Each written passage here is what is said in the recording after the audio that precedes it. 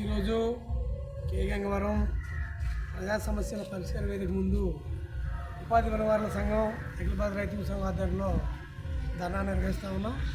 ఉపాధి హామీ కూలీలకి అనేకటువంటి సమస్యలు గ్రామీణ ప్రాంతాలు ఎదురవుతూ ఉన్నాయి. వాళ్ళకి పనిముట్లు లేవు. వాళ్ళకి 307 రూపాయలు మాత్రమే ఇస్తూ ఉన్నారు.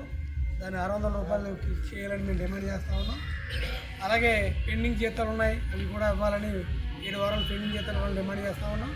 ముఖ్యంగా ఉపాధి పని వారికి అనేక హక్కులు కల్పించడం అవసరం కూడా ఇంకా ప్రభుత్వం ముందు ఉంది. ఇన్సూరెన్స్ అనేది కల్పించాలి.